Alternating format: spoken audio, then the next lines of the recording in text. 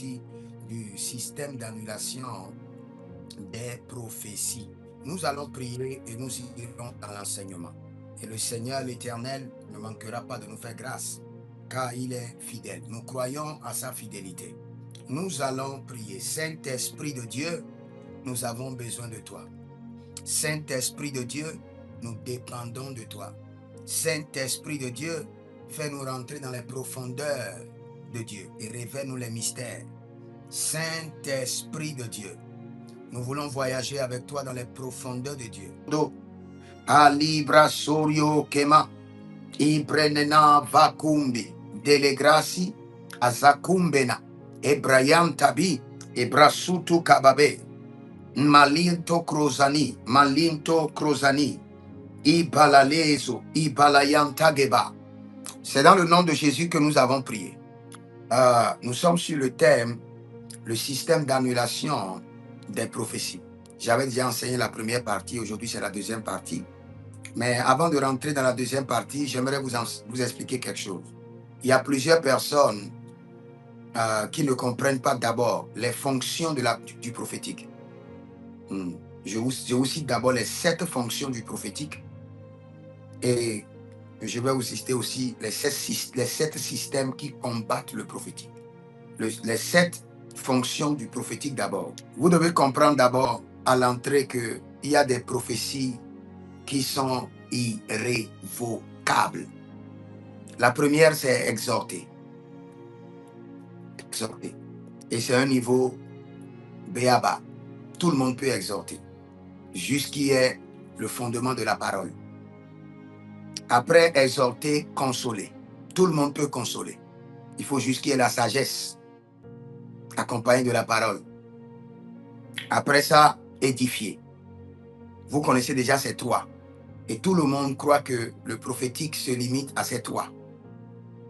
Après ça, 3, le prophétique avertit, menace. Avertit, menacer.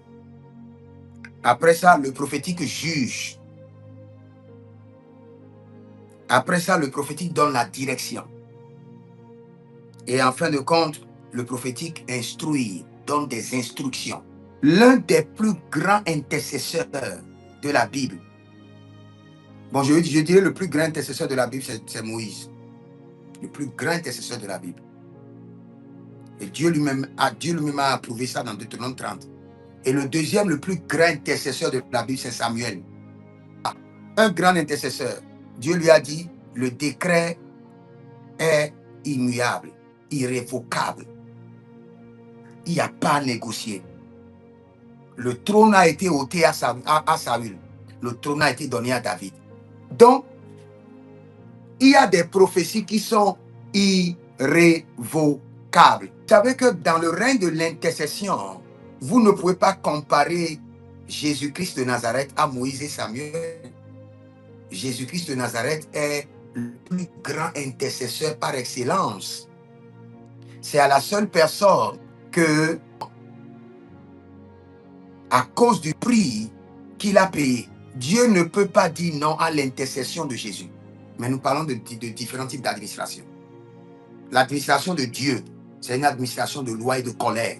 Il te donne la loi, tu fais des erreurs, il te prend. Son administration. Quand nous venons dans l'administration de Jésus, c'est la grâce. Il annule la loi, il te donne la grâce, et puis il veut toujours, quelle qu'en soit la situation, sa mission, c'est de te défendre. Quand nous venons dans l'administration du Saint-Esprit, c'est de te conduire à marcher exactement selon le plan du Fils. Seulement, il y a certaines décisions qui sont sur l'administration de Dieu lui-même. Rusno bredegi vanoso bradegededino zovayenta. Ebereno to paradia kemeno zobere que te andigabados. Bresito, bresito. Sharanina recamindo. Renivos cabai. Bresikento bradigave. Prophétie. Et le ciel a déjà conclu. Un intercesseur peut se lever et commence son intercession ou commence sa supplication, comme je vous ai enseigné hier que pour annuler la prophétie, il faut commencer toujours par l'intercession. Commence par l'intercession, la supplication.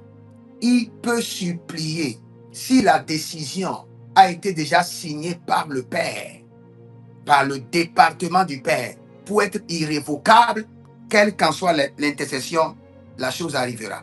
Parce que c'est déjà scellé. C'est un décret irrévocable, immuable, qui a été signé du trône.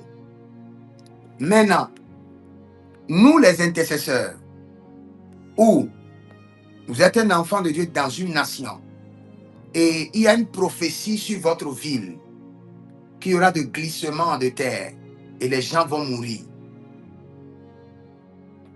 Vous devez forcément vous engager pour l'annulation de cette prophétie. Forcément. En partant d'abord de l'intercession, de la supplication, en vous engageant dans les sacrifices ou en mobilisant des intercesseurs. Et si la prophétie continue, vous mobilisez, comme je l'ai dit, des orphelins ou vous mobilisez des femmes, des veuves, ou vous continuez à mobiliser des étrangers, car ce sont ces trois personnes et Dieu les écoute toujours, ou vous continuez à mobiliser maintenant des prophètes de statut. Parce que pour annuler une prophétie, ou bien certaines prophéties, il faut forcément un prophète de statut, un prophète qui a la bouche autorisée, qui est capable d'annuler le décret. C'est pourquoi vous devez remarquer, quand nous faisons par exemple le combat spirituel, et il y a un homme fort dans votre vie, et le Seigneur veut vous délivrer, il doit vous amener chez un prophète qui a aussi une autorité spirituelle. Parce que l'homme fort a déjà libéré des prophéties maléfiques. Dans telle saison, vous aurez d'accidents. Dans telle saison, vous allez perdre de l'argent. Maintenant, Dieu doit vous conduire vers un prophète qui a cette autorité, qui est soit dans le même rang spirituel ou au-dessus de l'autre prophète maléfique, pour révoquer, pour annuler la prophétie maléfique. Donc il y a certaines prophéties, ce n'est pas seulement l'intercession ou faire des actions prophétiques, mais il faut forcément voir un homme d'autorité dans le prophétique pour l'annuler. Et si jamais l'homme d'autorité aussi annule et ça ne va pas, vous devez continuer à faire des sacrifices sur des sacrifices. Dès qu'il y a un problème dans ta vie, tu pries, tu sacrifies. Tu pries, tu sacrifies. Et c'est ce que ces gens de ce monde ont plus que nous. Ils sont dynamiques à sacrifier. Parce que vous allez vous impliquer dans leur bataille. Et moi, j'enseigne toujours. Quand vous restez loin comme ça et vous priez pour quelqu'un, vous vous impliquez dans cette bataille à 20%, au plus. Au plus. Même au téléphone, et vous priez juste, vous vous impliquez à 20%. Quand vous imposez la main à quelqu'un, vous vous impliquez dans cette bataille à 50%. Là, les ennemis diront, waouh, tu sais de quoi il s'agit? Ils viendront directement contre vous. Quand vous mettez l'onction sur la tête de quelqu'un, vous vous impliquez dans cette bataille à 70%. Quand vous faites alliance avec quelqu'un, ou quelqu'un fait alliance avec vous, et dit, je te donne des semences d'alliance pour telle chose, vous êtes impliqué dans cette bataille à 100%. Toute bataille qui viendra vers lui, viendra vers vous. Quand un homme s'installe sur le trône, et le trône l'accepte, le trône réclame parfois son premier fils. Même dans le règne de Dieu. C'est pourquoi il est bien d'être intronisé par Dieu. Même dans le règne de Dieu. Quand tu veux réaliser quelque chose de grand que personne n'a réalisé dans ta famille, rassure-toi que tu fais un sacrifice géant avant de commencer. Parce qu'on viendra te réclamer. Parfois, s'il y a des prophéties que vous voulez annuler La personne qui pourra vous aider avec des instructions claires et nettes, c'est le Saint-Esprit.